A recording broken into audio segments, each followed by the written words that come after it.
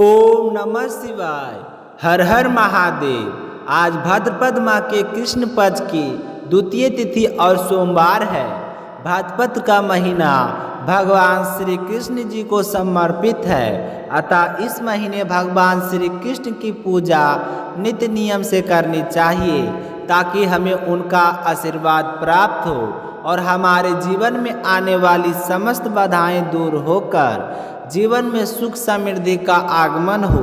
इसी कामना के साथ शुरू करते हैं आज की कथा। बोलिए गणेश जी महाराज की जय हो। एक समय की बात है, देवताओं के बीच बड़े ही उत्साहपूर्ण खबर फैल गई कि भगवान श्री हरि विष्णु का विवाह देवी लक्ष्मी जी के साथ होने जा रहा है। स्वर्ग में चारों ओर हर्ष और उल्लास का वातावरण था। विवाह की तैयारियां जोरों पर थी।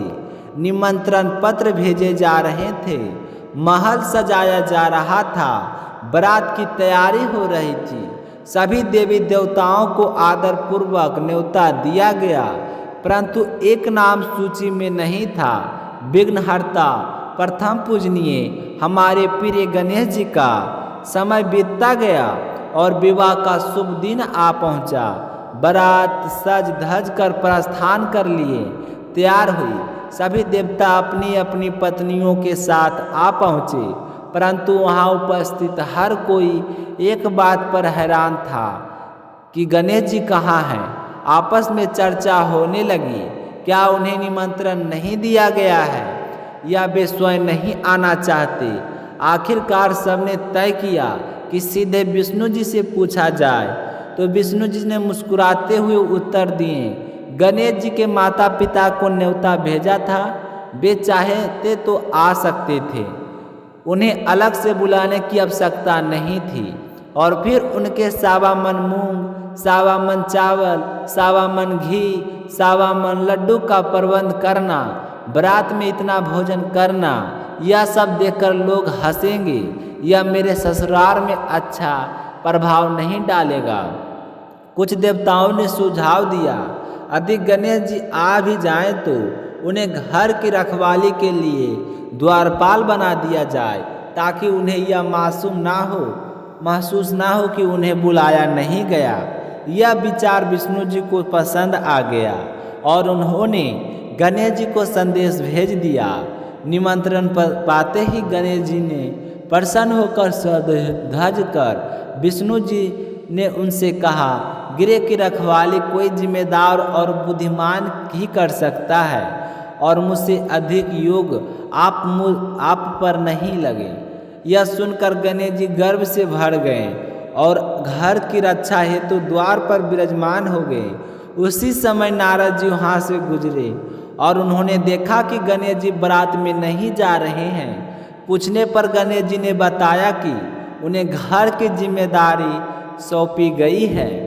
नारद जी ने गंभीर स्वर में कहा, गणेश जी यह आपका अपमान है। विष्णु जी आपको इसलिए नहीं बुलाया क्योंकि उन्हें लगता है कि आपके बड़े कान, सुर और पेट देखकर लोग हंसेंगे और ऊपर से आपका भोजन भी बहुत होता है। यह सुनते ही गणेश जी का चेहरा उदास हो गया। नारद जी ने सुझाव दिया, आप अपनी मुख्य सेना को भेजकर बारात के रास्ते की धरती खोखली करवा दीजिए, जिससे उनके रथ और वाहन धंस जाए।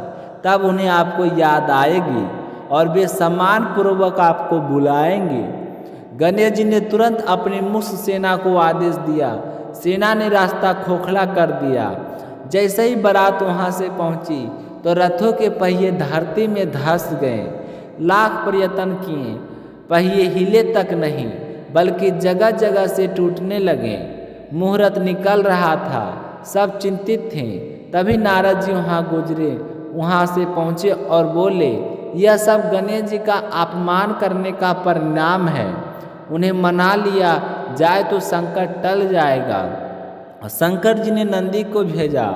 उन्होंने गणेश जी को सम्मान सहित बुलाया गया। गणेश जी का पूजन हुआ और तभी पहिए निकल पाए, पर वे टूट चुके थे। अब उन्हें कौन ठीक करे। तभी पास के खेत में एक कारीगर हाथी काम करते देखा गया। उससे बुलाया गया। वह जैसे ही रथ के पास बैठा बोला श्री गणेशाय नमः और थोड़ी ही देर में सारे पहिए दुरुस्त कर दिए। नारद जी ने पूछा, तुमने गणेश जी को नाम क्यों लिया? कारीगर बोला, यदि आपने पहले गणेश जी का पूजा की होती तो यह संकट आता ही नहीं। विष्णु जी को अपनी गलती का एहसास हुआ। उन्होंने गणेश जी से क्षमा मांगी, उनका पूजन किया और सबने मिलकर गणपति बप्पा मोरिया के जयकारे लगाए।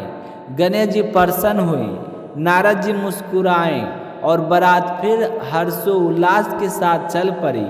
भगवान विष्णु और माता लक्ष्मी का विवाह भव्य रीति से संपन्न हुआ और सभी सुखपूर्वक अपने अपने स्थान लौट गए। बोलिए गणपति बप्पा भगवान की जय हो। अब अपने सुनेंगे एक दूसरी कहानी। बोलिए, बहुत समय पहले की बात है। समुद्र किनारे बसा एक छोटा सा गांव। वहीं एक वृद्धा रहती थी जिसका नाम था सुखिया। लेकिन कृष्ण भक्ति में डूबी रहने के कारण पूरा गांव उन्हें प्रेम से कृष्णबाई कहकर बुलाता था। कृष्णबाई का जीवन बेहद साधारण था। वह दूसरे के घरों में काम करके अपनी रोजी रोटी कमाती और जो भी थोड़ा समय बचता वह श्री कृष्ण की सेवा में बिताती। रोज सुबह शाम वह अपने हाथों से फूलों की माला बनाती और श्री कृष्ण की मूर्ति को पहनाती। उसके बाद घंटों कान्हा से बात करती, मानो वे सामने ही बैठे हों। गांव के लोग उसे पागल समझते क्योंकि उन्हें उसकी भक्ति की गहराई का अंदाजा नहीं था। एक रात भगवान श्री कृष्ण स्वयं उसके सपने में प्रकट हुए और बोले, कृष्णबाई, कल सुबह ही यह गांव छोड़ दो, यहाँ शीघ्र ही बड़ा संकट आने वाला है। सुबह होते ही कृष्णबाई ने अपना सारा सामान बांधना शुरू कर दिया और गांव वालों को भी चेतावनी दी कि कल रात कान्हा जी ने मुझे आदेश दिया कि जल्दी से गांव छोड़ दो वरना बड़ी आपदा आएगी। लेकिन किसी ने उसकी बात पर विश्वास नहीं किया। लोग उल्टा हंसने लगे। कृष्णाबाई ने बैलगाड़ी मंगवाई, कान्हा जी की मूर्ति और अपना सामान लेकर निकल पड़ी। जब वह गांव की सीमा पार करने वाली ही थी तभी भगवान की मधुर आवाज़ गूंजी, कृष्णा, तू सब तो ले आई, पर वह सुई कहाँ है जिससे तू मेरे लिए माला पिरोती है? यह सुनते ही वृद्धा के चेहरे पर रंग उड़ गया। अरे, मैं कैसे भूल गई। वह तुरंत बैलगाड़ी रुकवाकर पागलों की तरह अपनी झोपड़ी की ओर भागी। गांव के लोग उसे देखकर और जोर से हंसने लगे। उसने झोपड़ी के कोने में तिनकों में फंसी हुई सुई खोजी और उसे लेकर दौड़ते हुए गाड़ी में आ बैठी। गाड़ी वाला भी भगवान का भक्त था।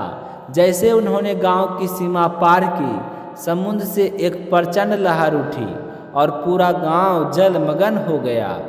भगवान ने अपने दोनों भक्तों की रक्षा की और यह भी दिखाया कि भक्त के लिए उनकी चिंता कितनी गहरी होती है, एक सुई की भी। यही कारण है कि कहा जाता है, यदि संसार संत और भक्त ना हो तो यह दुनिया पाप के बोझ से कब ही नष्ट हो चुकी होती। तो अब अपने सुनेंगे दूसरी कथा, कंजूस सेठ और मानसिक पूजा का चमत्कार। एक नगर में एक सेठ रहता था जो धनवान होने के बावजूद कंजूस मशहूर था, लेकिन उसके हृदय में भगवान श्री कृष्ण के लिए गहरी श्रद्धा थी। वह रोज एक संत के प्रवचन सुनने जाता।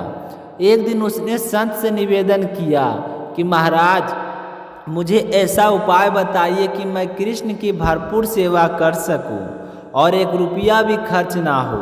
संत मुस्कुराएं और रोज मानसिक पूजा करो, मन में ही गणेश जी का स्नान कराओ, उन्हें सुंदर वस्त्र पहनाओ, आभूषण सजाओ और स्वादिष्ट भोग अर्पित करो। इसमें तुम्हारा भी एक रुपया नहीं लगेगा, लेकिन आनंद वही मिलेगा। सेठ ने संत का कहा मानकर रोज मानसिक से पूजा शुरू कर दी। वर्षों तक उसने यह नियम निभाया। एक दिन पूजा के समय जब वह भगवान को दूध में शक्कर मिलाकर भोग लगा रहा था। गलती से उसने एक ही की बजाय 2 चम्मच शक्कर डाल दी। उसके भीतर का कंजूस जाग उठा। 1 चम्मच निकाल लेता हूँ, कल काम आ जाएगी। जैसे वह चम्मच निकालने लगा, उसे महसूस हुआ कि यह किसी ने उसका हाथ थाम लिया है। यह कोई और नहीं, स्वयं श्री कृष्ण थे। वे मुस्कुराकर बोले, रहने दो सेठ जी, इसमें तेरा 1 भी रुपया खर्च नहीं हुआ। मानसिक पूजा में भी कंजूसी कर रहा है। भगवान के स्पर्श से सेठ की आंखें आंसुओं से भर गई। उस क्षण उसने समझ लिया कि प्रभु केवल प्रेम के भूखे हैं, धन के नहीं। तो भक्त चाहे गरीब हो या अमीर, सच्चे प्रेम और विश्वास से किया गया भक्ति भाव भगवान जरूर तक पहुंचता है। बोलिए कृष्ण भगवान की जय हो। तो प्यारे भक्तों, अगर आपको शिला भक्ति स्टोरी चैनल पर प्रस्तुत होने वाली रोजाना की कहानी कथा को अच्छी लगती है, तो अगर आपने अभी तक चैनल को सब्सक्राइब नहीं किए हैं तो चैनल को सब्सक्राइब जरूर करें, ताकि रोजाना आने वाले वीडियो आप सभी को तुरंत मिल सके। मिलते हैं अगली वीडियो में, तब तक अपना ख्याल रखिएगा। जय श्री कृष्णा, राधे राधे।